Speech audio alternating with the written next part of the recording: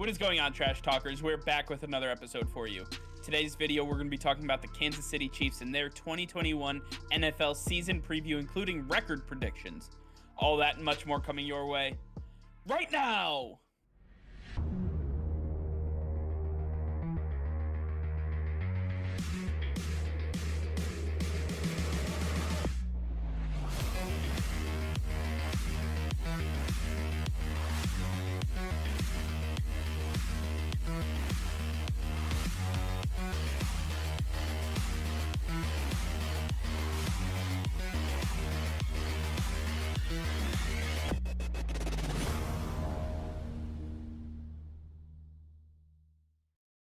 Hey Trash Talkers, it's Mike here. Over 93% of you who view our show each and every day are not subscribed to the channel. If you could hit that red subscribe button, it would help us out tremendously, and it is completely free for you guys. If you want to stay up to date with our daily content, then click that bell icon and you will be notified every time we go live. Nick and I both really appreciate you subscribing to the channel, and we can't wait to keep making more daily content for you. All right, Nick, as we continue our series, we have finished up with the AFC East, now on to the AFC West, and starting off with the division winner consistently and honestly one of those perennial Super Bowl contenders that we currently have in today's game, the Kansas City Chiefs. Got to start off with some of the best players. And with that Chiefs team, there were some additions that they made, and let's go through those real quick.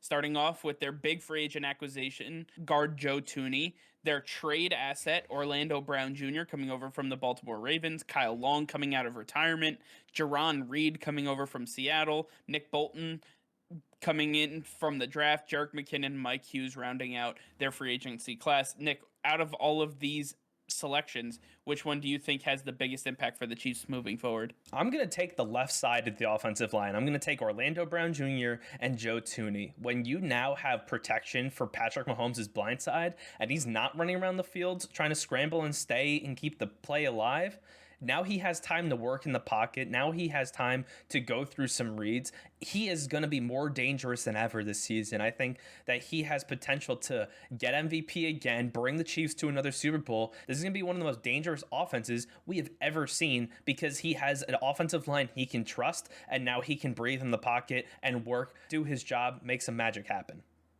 Yeah, I absolutely love that for the Chiefs specifically, but I have to go with Jarran Reed and the addition of Nick Bolton in the draft because the middle of their defense was absolutely porous. I mean, teams were able to run on them. They were able to really gash them through the middle of the field. Tyrann Mathieu is aging. He can't really cover as much ground as he once did. So ranging all the way from sideline to sideline or hash mark to hash mark isn't really his speed. Now you insert Nick Bolton, Jarran Reed comes in next to Chris Jones. You are filling out the middle of this defense pretty nicely. And I believe that these two are going to play a lot for this Chiefs team, and they're going to essentially be difference makers for them moving forward. But with some of these additions also come losses, and I want to talk about some of those as well. Starting off with the offensive line once again, Eric Fisher and Mitchell Schwartz and Austin Reiter all gone. Then Beshaud Breeland and Sammy Watkins. Which of these losses, in your mind, do you think the Chiefs will miss the most? To me, it's going to be Sammy Watkins. I think that he was a very solid number 2 to Tyreek Hill. And a lot of people think that Mecole Hardman is ready to make the jump to the number 2. I'm not one of those guys. To me, Mecole Hardman is a guy with great athleticism, great speed, but he just can't catch the ball. He's an unreliable target. Patrick Mahomes hits him in the chest every single time, and he drops half his passes. I just think that's an unreliable target, and Sammy Watkins was a guy that you could count on when you need a sure catch, you need that sure first down. I think that he's going to be a big piece missing from this offense this season. Yeah, I'm going to stick with the defensive side of the ball for myself, and I'm going to go with Beshaud Breeland. I think Breeland was an incredible asset for this defense. He really held the number 2 corner position really well for them, and I believe that when you replace him with a guy like Mike Hughes was really good in Minnesota, and you know, don't get me wrong, I think he's a really great player. I just don't think he's up to the level that Beshaud Breeland was at. And don't forget, Mike Hughes is now coming into a new defensive system. You don't know how that's going to work. You know, we're talking about completely rearranging everything Mike Hughes once knew. Beshaud Breeland was a known commodity with this Chiefs team, and I just don't know if you can replicate what he was able to bring to this team in somebody that, in my opinion, is a little worse for the wear. But either way, I believe that, Beshaud Breeland moving on, it's going to hurt this team a bit, but I think they're still in a good spot. So why don't we take a look at their schedule and go through their record predictions? All right, taking a look at the Kansas City Chiefs schedule, we start off with week 1. The Cleveland Browns come to town, and this is a very difficult matchup to start the season. The Cleveland Browns got so much better this offseason. They are going to really put the pedal to the metal and really challenge the Chiefs in week 1. I just believe that the Chiefs are, they've had so much consistency and so much camaraderie over the last few years. They've gone to the Super Bowl. They know what it takes. I think that they're going to eke this one out in a very close, very hard fought matchup. The Chiefs win week 1. After such a tough win in week 1, it doesn't get any easier in week 2 as the Chiefs are on the road for the first time in Baltimore facing Lamar Jackson, where Lamar has a ton of new weapons. He's got an offensive line that's really going to keep him strong and upright, and I think that this is going to be a more difficult task than the Chiefs have anticipated, something that they have not experienced in previous games against the Ravens. This is going to be a much better shootout between both sides. And at the end of the day, I think Lamar Jackson and his ability to run and scramble is going to be way too much for this defense. You solidified the interior of the defensive line and you got Nick Bolton at the linebacking position, but that's still not enough. I don't think that they have the manpower on the defense to stop Lamar Jackson, and he's going to get a big win in week 2 against the Chiefs. Yeah, I mean, the Ravens have struggled with the Chiefs in the past, but these are two huge back-to-back matchups, and honestly, things do not get easier as the division rival Los Angeles Chargers come to town. Justin Herbert, we saw what he could do last year, and that was his rookie season. He's going to be even better and more polished this year. He had an entire offseason to work out with Keenan Allen, Mike Williams, get to know Jared Cook, and his offensive line got better. I think the Chargers are going to really challenge the Chiefs for this division. I do believe the Chiefs win this game, though. I believe that the Chiefs are just much stronger. The Chargers going into Arrowhead Stadium is going to be a very difficult thing for them. But this is not the last time that these two teams meet. Let's see if it changes moving forward. In week 4, the Chiefs get a little bit of a reprieve as they face the Philadelphia Eagles, who are arguably one of the worst teams in the NFL this year. And it's going to be a pretty easy cakewalk for them as they get to sit back, throw a couple touchdowns, let the defense handle the lackluster Eagles offense, and it should be a pretty smooth day for the Chiefs.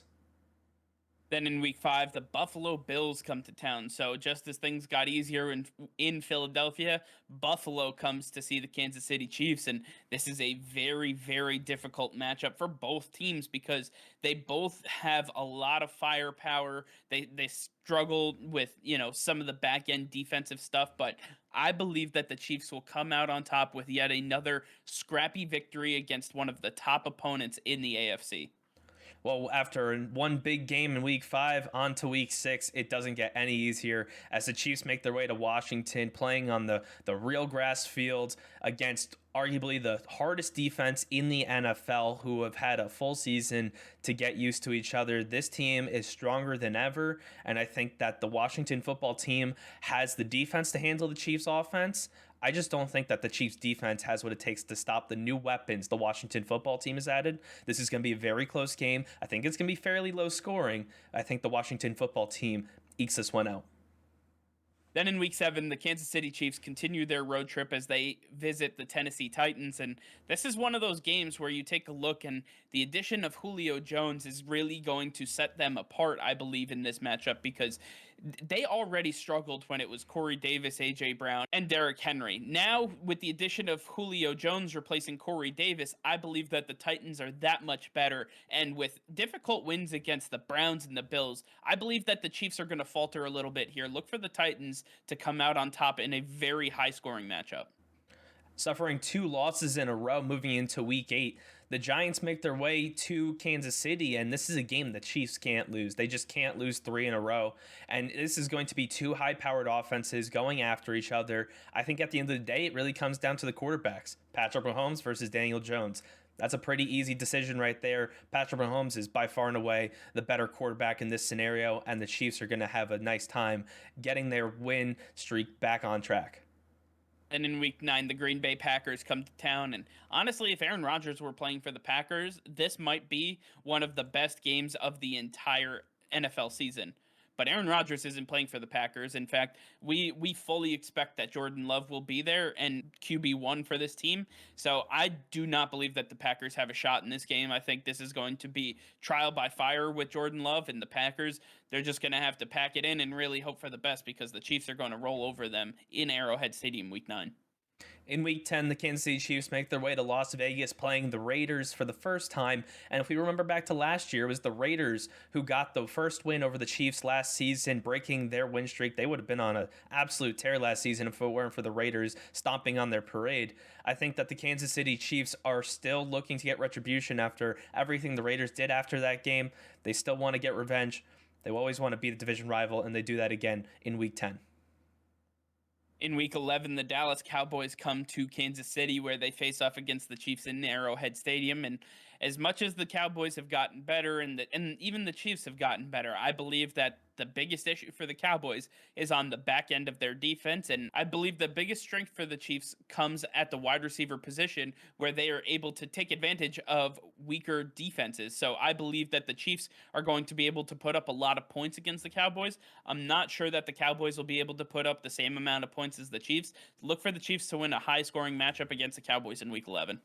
Moving into Week 12, they have their bye week. It's a much needed bye week after such a top heavy start to the year. And moving into Week 13, things are a little bit easier. It is a divisional matchup, though. I think the Broncos have gotten a little bit better. It'll be interesting to see if Drew Lock or Teddy Bridgewater is the quarterback. I think that Drew Lock is the better quarterback, but either way, the Kansas City Chiefs still have the much better offense. I don't think that the new cornerbacks for the Broncos will be able to stop Tyreek Hill and Travis Kelce, and I think the Kansas City Chiefs will take their first matchup against the Denver Broncos this season. All right, and then week 14, the Las Vegas Raiders, who got absolutely obliterated in week 10, come to Arrowhead Stadium and face the Chiefs for a second time this season, taking a look at their division rivals. And I think the Raiders actually got better this year, adding Yannick Ngakoue and a couple of other players. I think that they're going to give the Chiefs a run for their money. They're really going to play them hard, just as most division opponents do, but I believe the Chiefs still come out on top week 14. In Week 15, the Kansas City Chiefs get another division matchup, 3 in a row. That's tough. That is just so tough for one team to handle 3 divisional matchups in a row. I think the Chargers are, again, another team that has completely improved on offense and defense. Justin Herbert's going to be a star this season, really capitalize on his record-setting numbers last season. And this is a game in Los Angeles. To me, this is going to be a high-scoring game. I think that the Chargers are going to get this one. I believe that they're going to split the series this season. Yeah, especially on a Thursday night short week, it's going to be very interesting. The Chiefs have to travel to Los Angeles, be a big game. But in week 16, the Pittsburgh Steelers come to town, and normally I would say that this is going to be a massive matchup. This is going to be one of those matchups that we truly anticipate. But if you take a look back at the last couple of years in Pittsburgh, Ben Roethlisberger has not been able to finish out the season with the same veracity that he has in the beginning of the season. And I believe a lot of that comes with his age and his just inability to stay healthy. I believe that the Steelers have gotten worse this year. They lost some key pieces on defense. They lost some key pieces along that offensive line. They have some struggles that they're currently working through. I believe the Steelers are not going to be as competitive in this matchup as most people think. I believe that the Chiefs win this one relatively easily in week 16. In Week 17, the Kansas City Chiefs make their way to Cincinnati facing Joe Burrow, Jamar Chase, and the Cincinnati Bengals. To me, this is going to be a really good matchup, but the Kansas City Chiefs are looking to solidify themselves as the best team in the AFC West. They're really looking to capitalize on the season. They see how well the Buffalo Bills are doing, and they want to make sure that they get a hold of that first seed. I think that the Kansas City Chiefs take Week 17. All right, and then the Chiefs come into week 18. They are fighting for that top playoff spot. They have beaten the Buffalo Bills, but at this point, the Bills need to lose in order for them to get the number one seed in the AFC, which means week 18 is a must win for the Chiefs. They're facing the Broncos in Denver. One of those games that could be a trap game because Denver is not an easy place to play. It is a divisional rival. They are looking to play the upset card. I believe the Chiefs are going to be locked, loaded, and ready to go. They know what it takes to get to the Super Bowl, to win a Super Bowl. And I believe that the Chiefs are at that point where they're going to be able to compete and they're going to lock it in. They're going to beat the Broncos in week 18.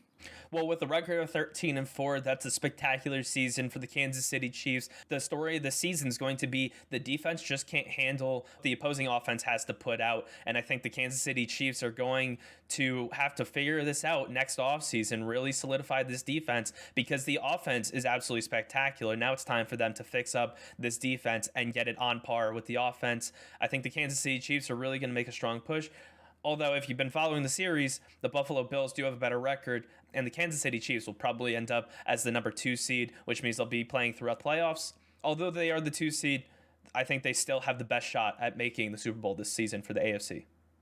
Yeah, for sure. And listen, the Kansas City Chiefs, they know what it takes to get there. Like I said, they've been there the last couple of years, and this team has a goal on their mind. It is to get back to the Super Bowl and win the Super Bowl. They need to get retribution for the loss that they suffered at the hands of Tom Brady and the Buccaneers. It was an absolute embarrassment on national television.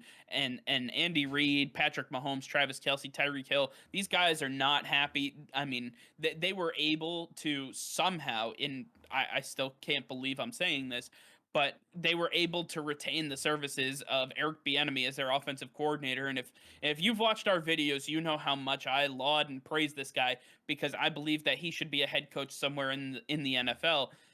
The fact that he's still there should prove everything to you that these guys know what it's going to take to win, especially in a season where the AFC is much stronger than the NFC.